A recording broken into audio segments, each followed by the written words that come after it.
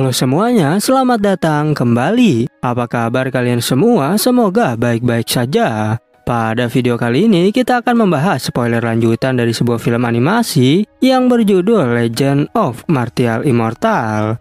Baiklah, daripada kalian semua penasaran, mari kita mulai saja pembahasan spoiler lanjutan untuk episode kali ini. Tanpa berbasa-basi lagi, langsung saja kita mulai videonya.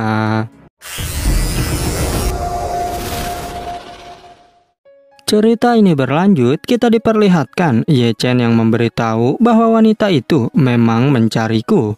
Oleh karena itu, kakek tersebut segera pamit untuk pergi. Sedangkan di sisi lain terlihat Nona Liu Ruyan yang sedang bermain sebuah alat musik berjenis pipa. Pelayan wanita memberitahu jika 3 hari lagi adalah hari pernikahan Anda dengan putra mahkota. Oleh karenanya, memainkan lagu sedih seperti itu akan menyinggung perasaan dari pangeran. Namun, Nona Ruyan sudah tahu dan menyuruhnya untuk kembali saja. Ketika sedang berjalan, Ye Chen mendengar suara musik yang Nona Ruyan mainkan. Dan ia menyadari jika suara musik ini terdengar familiar. Lalu singkat cerita, tibalah di hari pernikahan putra mahkota dengan Nona Ruyan. Seorang pria berkata bahwa keluarga Liu sangat beruntung bisa menikah dengan putra mahkota. Tetapi temannya menjawab jika putra mahkota sangatlah kejam. Lagi pula selirnya diketahui sangat banyak sekali.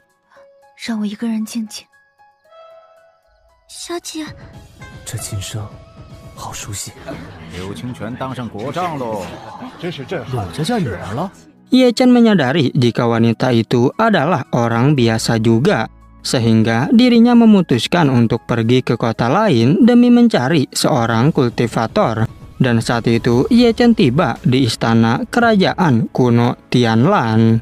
Ye Chen segera menyuruh seorang kultivator untuk keluar sekarang juga.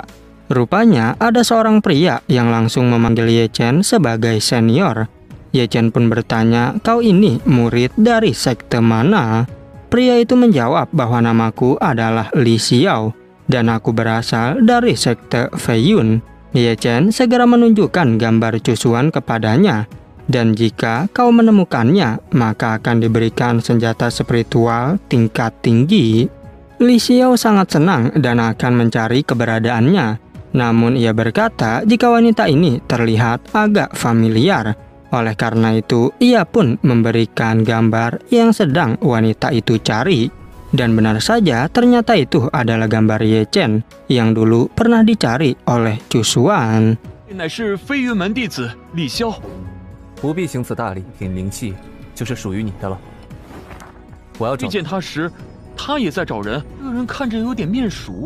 Setelah itu, Ye Chen menyuruh beberapa klonnya untuk mencari keberadaan Cusuan. Dan ia berpikir harusnya dengan begini aku mendapatkan berita lebih cepat. Namun saat itu Ye Chen bingung mengapa 2 tubuh daunnya masih juga belum pergi. Tubuh dao petir memberitahu bahwa Nona Ruyan adalah orang yang telah menyelamatkanmu. Sehingga ia pun memberikan penglihatan kepada Ye Chen. Dan kini dirinya sadar jika suara musik yang dimainkan oleh Nona Ruyan adalah suara musik yang sama seperti yang Cusuan mainkan. Ye Chen berniat untuk pergi menyelamatkan Nona Ruyan. Sementara di kerajaan Tianxiang, putra mahkota berkata pada ayahnya, "Jika lebih baik kau segera turun tahta, biarkan diriku yang menjadi kaisar." Ayahnya sangat marah mendengar perkataan itu. Tapi ketika ia mau bertindak, para pasukan ternyata memihak putra mahkota. Sehingga sang kaisar pun tak dapat berbuat apa-apa.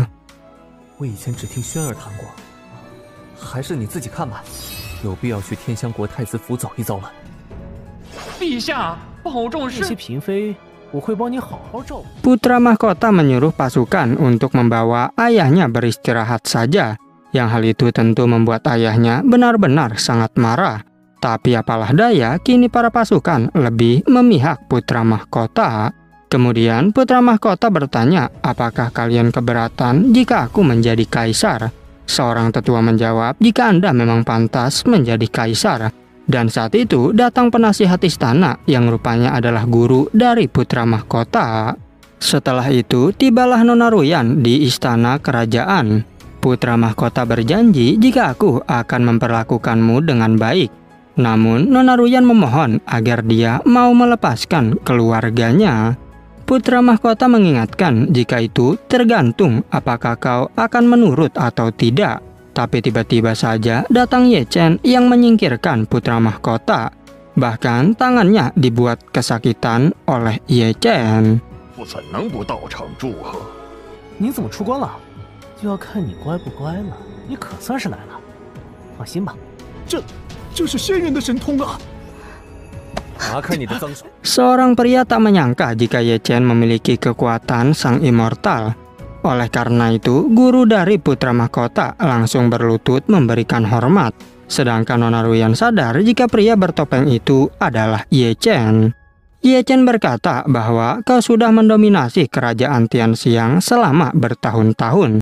Oleh karena itu, hari ini kau harus membayar semua perbuatanmu. Dengan sangat mudah, Ye Chen pun membantai guru dari putra mahkota itu. Putra mahkota menjadi sangat ketakutan melihat kejadian tersebut. Bahkan putra mahkota mati seketika karena terlalu ketakutan, membuat semua orang yang ada di sana menjadi terkejut. Kemudian Ye Chen menegaskan jika sekarang kerajaan Tianxiang akan berganti dinasti. Sementara Nona Ruyan akan diantar oleh Ye Chen kembali ke rumahnya. Lalu setelah itu mereka semua kebingungan apakah yang harus kita lakukan.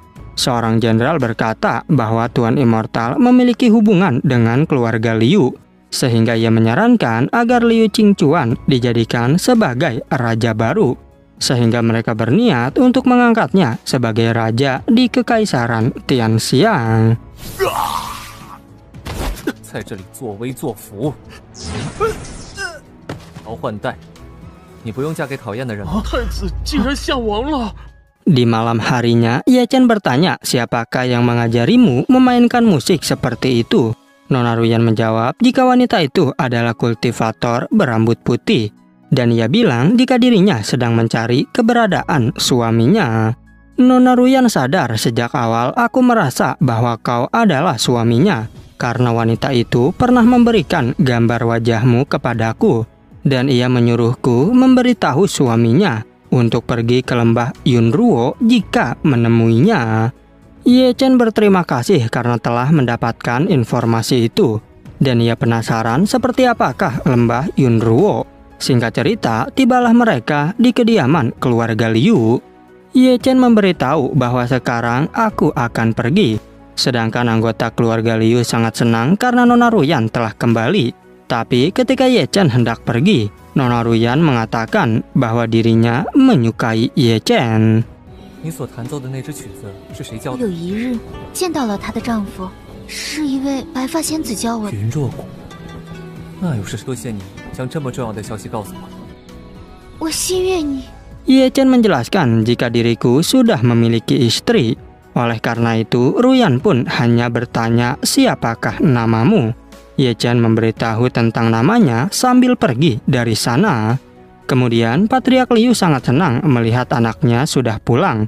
Sementara Ye Chen menyuruh semua klonnya untuk mencari lembah Yunruo. Sedangkan tubuh Dao Api disuruh untuk memberitahu pasukan surgawi segera mundur ke Chu Selatan. Lalu tubuh Dao Petir diberi setetes darah untuk mencari Tungku Daluo. Sedangkan di sisi lain terlihat Xiao Chen yang menyadari jika Wu Daze sangatlah kuat. Karena baru saja menggunakan tubuh klon dirinya mendapatkan reaksi yang mengerikan. Tetua Jiang berkata bahwa kita tak bisa menundanya lebih lama lagi. Karena Istana Haus Darah sudah siap untuk bergerak. Namun Chen Shui memberitahu jika pasukan surgawi sudah kembali. 带着这滴圣血，去找混沌神体，去找天庭的人，让他们全部撤回南楚。天庭大军还在北楚，了如此恐怖的反噬，天庭大军已经撤。 Tetua Jiang bertanya siapakah yang memberikan perintah. Chen Shui menjelaskan jika orang itu pasti adalah Ye Chen. Yang menurut kakek Zhuge, bocah itu memang beruntung karena bisa selamat dari Wu Daze. Oleh karena itu, mereka semua akhirnya bisa kembali dengan tenang. Kemudian, Ye Chen mendapatkan kabar dari tubuh Dao-nya. yang ternyata Xing Chen sangat senang mengetahui Ye Chen masih hidup. Dan ia mengabarkan bahwa dirinya takut untuk tidur terlelap karena ia merasa tubuhnya dalam keadaan yang aneh. Sehingga jika tak hati-hati mungkin Xing Chen akan mati. Xing Chen juga bingung mengapa tak bisa berkomunikasi saat Ye Chen berada di Wudaze. Padahal waktu di gurun terlarang mereka masih bisa berbicara. Ye Chen menjawab meskipun sama-sama tempat terlarang, namun sepertinya banyak perbedaan antara dua tempat tersebut. 能逃出无妄大泽，自然只会听从一个人的命。我真是要喜极而泣了。老大，何事？近日你就待在南楚吧，一不留神就会陷入沉睡。 Kemudian Ye Chen menyuruh Xing Chen untuk tinggal di Nanchu saja.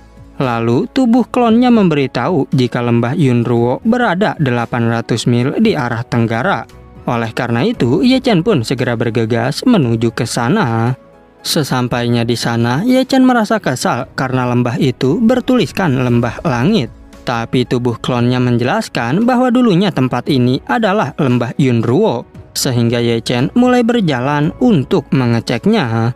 Secara tiba-tiba, Ye Chen menemukan sebuah kata yang bertuliskan namanya. Dan ia berpikir jika yang menulisnya adalah Cusuan. Oleh karena itu, ia pun segera masuk ke sebuah rumah yang ada di sana. Ye Chen berkata bahwa kau ingin aku berada di sini. Sehingga saat ini aku akan menunggumu di tempat ini. Karena ia merasa jika suatu hari nanti Cusuan pasti akan kembali. Singkat cerita, 3 hari kemudian Ye Chen pun akhirnya mulai tersadar. Dan ia kebingungan mengapa diriku mengalami mimpi buruk. Bahkan ia penasaran apakah sekarang dirinya masih berada di dalam mimpi ataukah di kenyataan. 不知被谁改成了天蓝幽谷，这里以前就叫云若谷来着。薰儿，当真是你？我这是做了噩梦吗？既然你说要我来此地寻你。 Di sekte Tianxuan, Master Fuya bertanya apakah yang terjadi. Sang ratu menjawab jika Ye Chen menghubungkan antara fantasi dan kenyataan. Apalagi teknik kaisar terhebat bukanlah sesuatu yang dapat dikendalikan oleh siapapun. Sehingga kewarasan dan ingatan Ye Chen akan mendapatkan reaksi yang keras dari persimpangan ilusi dan kenyataan. Tak hanya itu, lambat laun Ye Chen akan terjebak dalam siklus ilusi. Sehingga dirinya akan menjadi zombie berjalan, yang ternyata Xing Chen juga terpengaruh oleh hal tersebut. Lalu Ratu Tianxuan menyuruh Fuya untuk menemukan orang ketiga yang telah melampaui 6 alam reinkarnasi. Kembali pada Ye Chen yang tiba-tiba saja muntah darah. Dan ia menyadari jika ada seseorang yang membunuh tubuh Dao Api. Ye Chen juga mengalami serangan yang sama seperti sebelumnya. 这是极道地术的反噬，脑袋不会摔坏了吧？第3个超脱6道轮回之人，使得交错中遭到了反噬。有人斩了仙火道身。 Ye Chen segera menyuruh 2 tubuh Dao-nya untuk kembali, karena ia khawatir jika mereka juga akan dibunuh oleh orang yang sama. Tapi tubuh Dao Petir memberitahu jika aku hampir menemukan Tungku Daluo. Namun tetap saja Ye Chen segera menyuruhnya kembali sekarang juga. Ketika sedang berjalan, tubuh Dao Petir merasa diikuti oleh seseorang. Dan benar saja itu adalah Cusuan yang dikendalikan oleh pedang Juxian. Yang rupanya ia berniat untuk membunuh semua tubuh Ye Chen. Tubuh asli Ye Chen kini muntah darah akibat tubuh Dao Petirnya telah dibunuh. Ia pun segera bermeditasi untuk menghentikan ancaman yang ada di tubuhnya. Sementara di sisi lain, Xing Chen sudah tertidur terlalu lama, tapi juga belum terbangun. Xing Yue merasa khawatir terhadap kekasihnya itu. Begitu pula dengan para tetua yang kebingungan, karena menurut kakek Zhuge, Xing Chen tidak terluka, sehingga tak mungkin bisa tidur sampai lama sekali. 回来，立刻，马上！我就快找到混沌神鼎了呀！我怎么感觉有人在跟踪我，威胁到我的道泽和根基？是你！怎么会睡那么久？ Ling Yuer berkata jika itu bukanlah salah Xing Chen, karena sepertinya ada yang salah dengan tubuh utama Ye Chen. Namun sayangnya mereka juga tak bisa berbuat apapun. Kemudian terlihat Tungku Daluo yang terjatuh di luar rumah. Ye Chen segera bergegas untuk mengeceknya, dan ia menyadari jika tebasan pedang di tungku Daluo ini sama seperti aura misterius yang ada di dalam tubuhnya. Lalu Ye Chen berpikir jika roh senjatanya kini terluka parah, dan ia penasaran wanita seperti apakah yang dapat membunuh ketiga tubuh Daoku. Karena di seluruh Dacu jarang sekali ada wanita yang sekuat ini. Secara tiba-tiba kini tubuh Ye Chen kehilangan kesadaran. Sedangkan Ratu Tianxuan tak mengetahui apakah ini berkah atau kutukan, karena Ye Chen menyentuh area terlarang di dalam kesadarannya. 连道身都来不及把信息传给我，这斩灭我3尊道身的女子也不多。我的手，你说他为何要斩叶辰的道身？ 究竟是福还是祸？ Dan pada akhirnya spoiler untuk episode 92 season keempat pun bersambung. Oke, cukup sekian, terima kasih untuk video kali ini dan sampai jumpa di video berikutnya.